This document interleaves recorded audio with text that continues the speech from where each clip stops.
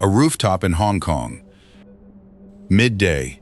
The sun is directly overhead, beating down with the full intensity of tropical noon. A researcher from the City University of Hong Kong sets down a white ceramic plate on concrete, the surface smooth and gleaming in the harsh light. One thermometer measures air temperature, 30 degrees Celsius, the heat shimmering visibly off nearby surfaces. Another thermometer is pressed against the plate's surface. It reads lower, the number dropping as seconds pass. The plate is colder than the air in full sunlight, with no battery, wire, or refrigerant hidden anywhere in its structure. It rejects 99.6% of the sunlight hitting it, bouncing nearly all of it back skyward. That remaining 0.4% is pumped straight into space faster than the sun can replace it, keeping the surface cooler than the air all day under clear skies, consuming zero power. This is already on real buildings, cutting air conditioning bills by 20%, a measurable reduction in electricity consumption that shows up on monthly bills. The same physics, woven into fabric, makes a person wearing it 4.8 degrees Celsius cooler than someone in cotton, without a fan, without evaporation, without power of any kind. The fabric was published in Science by teams from Huazhong University of Science and Technology and Zhejiang University in 2021, their names attached to a discovery that upended how people thought about cooling clothing.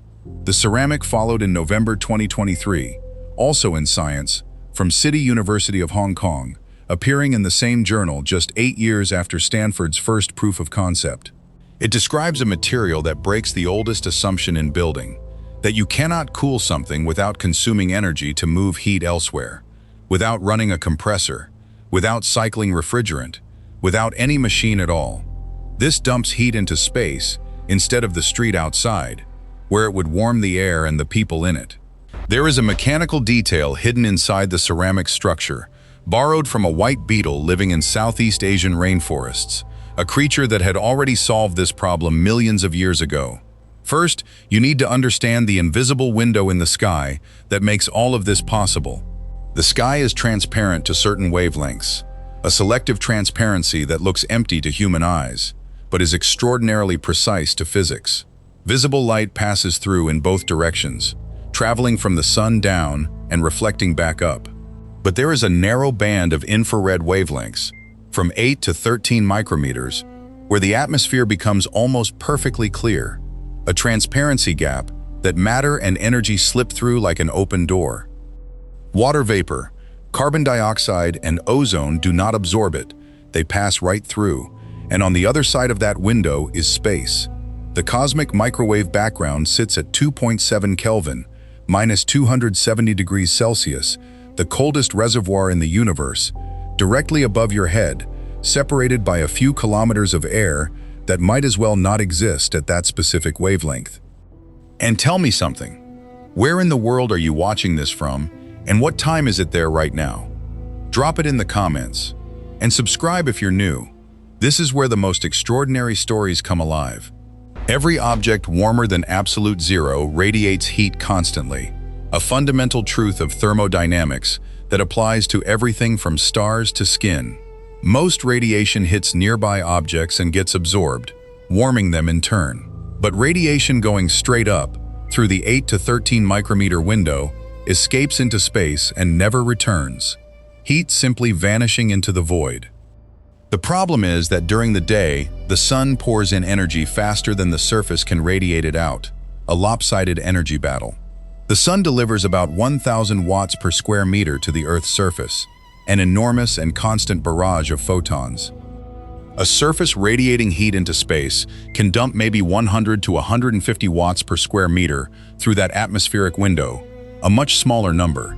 You are losing the fight unless you can reflect almost all incoming sunlight before it becomes heat, bouncing it away before it has a chance to warm the material. The Hong Kong ceramic reflects 99.6% of sunlight, an extraordinarily high number that requires precision manufacturing. The remaining 0.4% becomes heat immediately, photons absorbed and converted to thermal energy, but this minimal amount is radiated away through the atmospheric window faster than it accumulates, the loss rate matching or exceeding the gain rate. The ceramic's infrared emissivity in the 8 to 13 micrometer range is 96.5%, close to a perfect black body, acting like a furnace when it comes to infrared. Even though visually it is the whitest white you can see, the same shade as fresh paint. It is white to your eyes because it scatters visible light, bouncing photons in all directions without absorbing them. It is black to the sky because it radiates infrared like a furnace in reverse. A cold furnace, pulling heat out instead of pushing it in. During the day, under full sun, the surface stays below ambient air temperature, cooler than the air surrounding it, even though the sun beats down on it directly. At night, when there is no sunlight to fight, it drops 8 to 10 degrees Celsius below the air around it, a dramatic plunge as soon as darkness falls. It does all of this passively, without moving parts pulling energy, without electricity flowing through wires, without refrigerant circulating through a compressor. The mechanism needs no maintenance, no servicing, no refills. When tested on an actual building roof in Hong Kong, this ceramic cut air conditioning electricity use by 20% over multiple months, with real meters, mounted in a real city, not in a laboratory, but in the conditions where buildings actually operate. This is not a prototype languishing in a research facility, but a coating applied with standard industrial processes that factories have used for decades. Spray application, roller coating, brush application. The principle of passive radiative cooling, using the sky as a heat sink, has been understood since the 1960s, physicists recognizing the fundamental idea long before any material could make it work.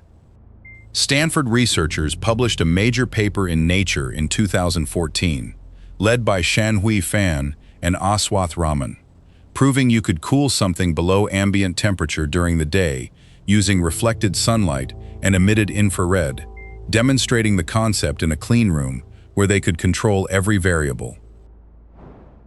The Stanford prototype used multi-layer photonic films deposited in a clean room at hundreds of dollars per square meter, a cost that made it impractical to manufacture at scale, useful only for experimental validation.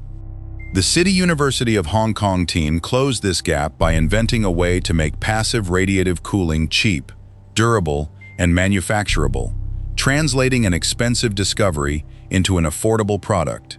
Instead of photonic films built atom by atom in vacuum chambers, they used a hierarchically structured ceramic, a porous material that reflects 99.6% of sunlight and emits infrared radiation efficiently in the atmospheric window, using processes borrowed from the ceramics industry, which has made porous materials at scale for a century, understanding how to control pore size and distribution through simple firing temperatures.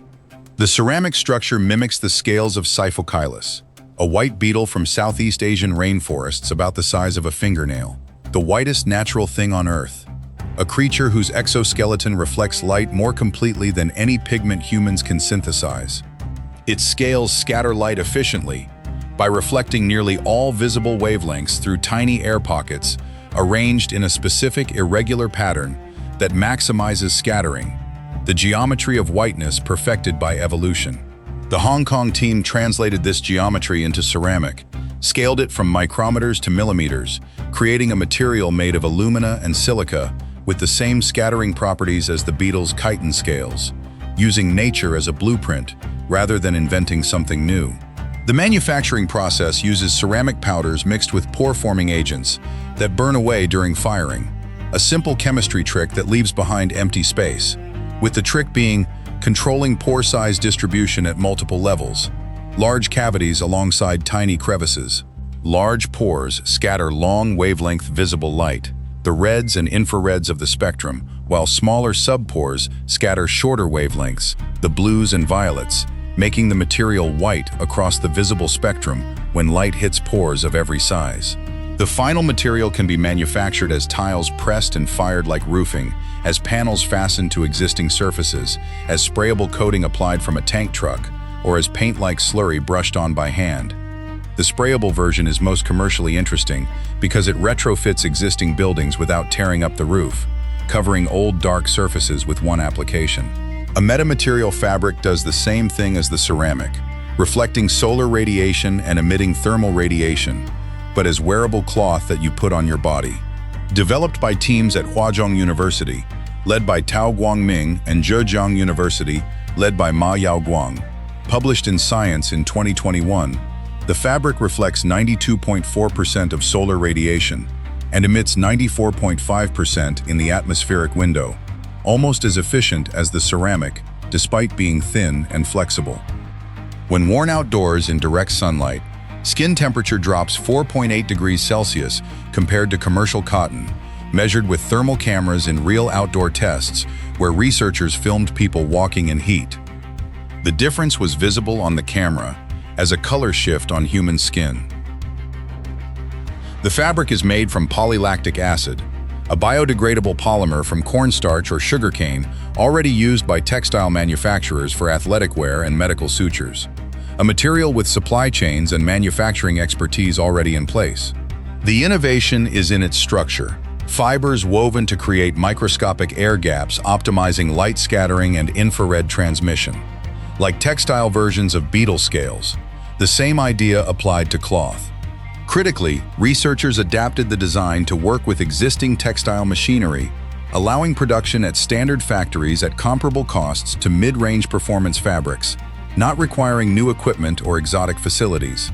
The fabric is washable and breathable, air passing through freely, so the wearer does not feel suffocated.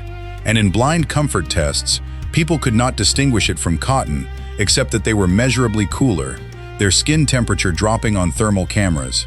You have two versions of the same idea, one for buildings, one for bodies, both exploiting the same physics principle. Both exploit the atmospheric window, the 8 to 13 micrometer transparency band that lets infrared escape to space while reflecting sunlight, a narrow opening in the sky that lets heat out but not sun in. The ceramic has been tested on real roofs in Hong Kong, cutting air conditioning use by 20% over months of actual measurement. The fabric has been tested on real people in outdoor heat, dropping skin temperature by 4.8 degrees Celsius compared to ordinary clothing. But both materials work beautifully, only under clear skies, and this is where reality intrudes on the physics. When clouds move in, water droplets absorb and re-radiate infrared, reflecting heat back down toward the ground, closing the window. The radiative cooling component stops working, the material becoming just a good reflector, with no way to radiate away heat. This is not a flaw in the technology, it is a flaw in the planet, or at least in its atmosphere and weather patterns. Clouds are a fact of life, appearing on perhaps half the days in temperate zones and most days in humid regions. In humid climates, in monsoon regions, where rain is frequent and afternoon clouds are reliable, these materials lose half their advantage, the cooling power cut in half because the window is closed. Hong Kong's tests were run during months with clear skies, the dry season where weather patterns favor cloudless days, so the 20% savings are seasonal, not year-round. In July, when air conditioning demand peaks due to heat and humidity, afternoon clouds appear regularly, blocking the sky. The ceramic still reflects sunlight on those days, but cannot radiate heat into space, the way it does in November when the skies are reliably clear. The fabric drops skin temperature by 4.8 degrees under Arizona's cloudless sky, but perhaps 2 degrees in Singapore's wet season, where clouds gather by afternoon. The papers state this clearly in their limitations section. Radiative cooling performance depends on atmospheric conditions, the number of clear sky hours, the season, and the latitude. The question is whether that limitation kills the technology or defines where it works best. It works where most heat is, where the problem is most severe and the solution most valuable. The Middle East, North Africa, the American Southwest, Northern China, Central Australia, Southern Europe in summer, places where air conditioning demand crushes electrical grids and the sky is clear more than 70% of the time, where cooling is not a luxury but a requirement for survival. A 20% reduction in cooling energy is the difference between a grid that holds and a grid that fails, between blackouts and stability. The ceramic cuts the load during peak hours, when electricity is most expensive and the system most stressed, when a few percent reduction in demand prevents cascading failures. A construction worker in Dubai, a farmer in Rajasthan, A soldier on patrol in the Sahara. A garment that drops skin temperature by 4 degrees, without a battery, could mean the difference between heat exhaustion and surviving the shift, between hospitalization and going home. The technology is not universal. It works best exactly where the problem is worst. Under an electron microscope, the ceramic reveals a hierarchical network of pores, large cavities surrounded by walls with smaller pores, which contain even finer subpores, like a city of holes at multiple scales. Each level scatters different wavelengths, a division of labor among pore sizes. The largest pores scatter red and near-infrared. The longer visible wavelengths, mid-sized pores scatter green and yellow. The middle of the visible spectrum, finest pores scatter blue and violet, the shortest visible wavelengths. Across the visible spectrum, almost no light penetrates deeper than a few hundred micrometers. Before bouncing back out, the photons scattered away before they can be absorbed and converted to heat. The ceramic is white not from pigment, but from geometry, refusing to let light in. Structural color, like a cloud that is white because of the size and arrangement of its water droplets. Those pores must also allow infrared radiation to escape from deep inside the material, the longer wavelengths passing through, where visible light bounced back. Make the pores too small and you trap infrared inside, creating a perfect mirror for sunlight and perfect insulator for heat, the material bouncing light away but holding warmth in. Make them too large, and infrared escapes but visible light penetrates deep into the material, gets absorbed inside, and turns into heat, the material becoming warm despite being white. The Hong Kong team optimized the geometry so pores are large enough to let 8 to 13 micrometer infrared photons pass through with minimal obstruction, allowing heat to radiate freely, but small enough to scatter every visible wavelength before absorption, a balance point requiring precise control. This dual optimization, high scattering for visible, low obstruction for infrared, separates this ceramic from white paint, which reflects 85 to 90% of sunlight and blocks infrared emission, trapping heat inside. This ceramic reflects 99.6% and does not block infrared. The ceramic is durable, tested under accelerated weathering, simulating years of exposure. It has been tested under accelerated weathering, and the reflectance holds above 99% after the equivalent of 5 years of outdoor exposure, the whiteness persisting through rain, sun, and time. The porous structure is mechanically robust, able to withstand foot traffic and impact. The ceramic chemically inert and resistant to oxidation or decay, and because whiteness is structural, not a surface coating or pigment, it cannot wear off, the whiteness embedded in the material's geometry rather than painted on. Dirt is the only real enemy. Dust settling into pores can reduce reflectance as particles cover the scattering surfaces, but the surface can be cleaned with water and a brush. In heavy pollution environments, cleaning every few months. In cleaner climates, once a year. That is trivial maintenance compared to replacing an air conditioning compressor that costs thousands and requires a technician. If you coat every building in a city like Phoenix or Dubai with this ceramic, the cumulative effect is not just 20% less energy per building. The impact multiplies across the urban landscape.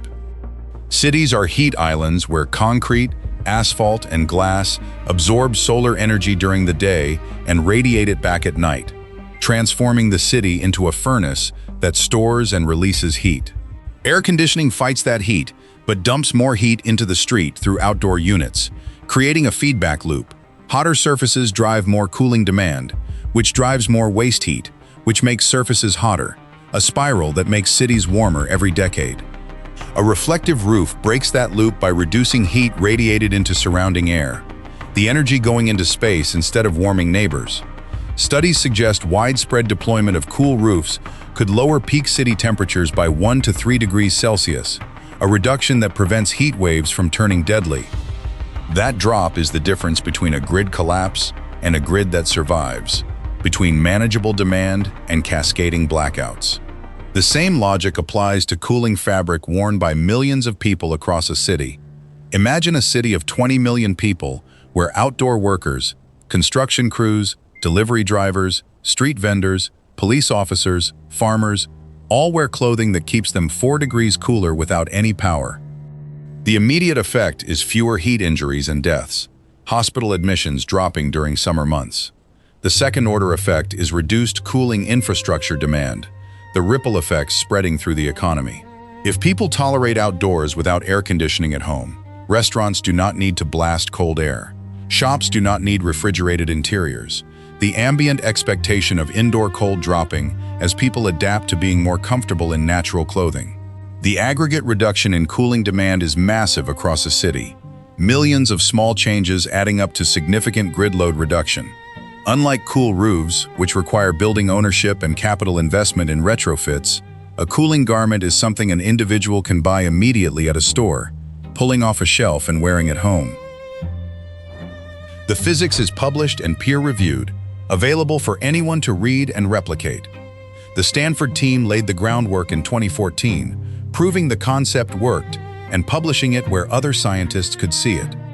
Chinese teams refined it over years, scaled it and proved it works outside the lab, not by discovering new physics, the fundamental equations staying the same, but by treating manufacturing as seriously as science, investing in production engineering the way Western labs invested in laboratory work. The West invents elegant solutions, costing $500 per square meter, requiring vacuum chambers and specialized equipment, costing millions. China strips out expensive parts and rebuilds with ceramics, polymers, and textile looms that already existed. The ceramic cooling material is optimized scattering and optimized emission built into a structure pressed, fired, and applied like tile or paint. The cooling fabric is polylactic acid, woven so air gaps do what photonic films used to do, except cheaper and at scale, using factories that make clothes for the world. This is not the first time a Chinese research group took a principle proven in the West and turned it into a product the West cannot match on cost or scale. Lithium iron phosphate batteries, sodium-ion batteries, high-voltage power lines, offshore wind turbines. The list is long and growing. The strategy is consistent. Identify a technology that works in a lab but has never been manufactured cheaply, where the physics is proven but the manufacturing is hard. Spend 5 to 10 years grinding through the manufacturing problem, trial and error at scale. Ship a product that costs 1/10 what the original concept would have cost, works just as well, and is available in quantity, not as a boutique item, but as something you can buy by the ton. The passive cooling ceramic fits that exact pattern perfectly. Stanford proved it could work, demonstrated the physics in a controlled environment. China proved it could ship, turning physics into products you can install on a roof. The counter-argument is that this only works in dry climates with clear skies, a fair criticism that limits the technology. But most cooling load is dry, concentrated in places where humidity is low and water is scarce.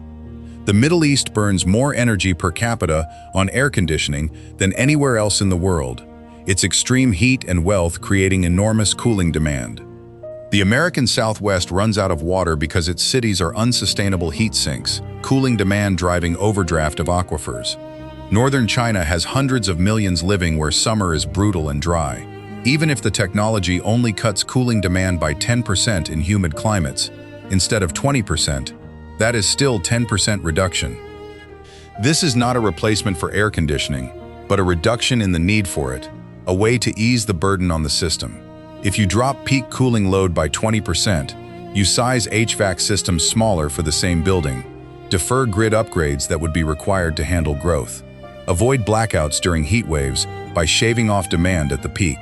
A white plate on a rooftop in Hong Kong, colder than the air around it, in full sun at midday. That is where this started, a researcher placing a thermometer and watching the numbers stay lower than the surrounding air. A material doing something thought impossible. It reflects 99.6% of sunlight and emits 96.5% of its heat as infrared passively. So the effect never stops. No battery to charge, no compressor to maintain. The future of cooling was not decided in a research lab, but in a ceramic kiln and textile loom, by people who took an elegant idea and ground it into something you can buy, install, and forget about. A product that works without intervention or electricity. If this is your first time here, subscribe.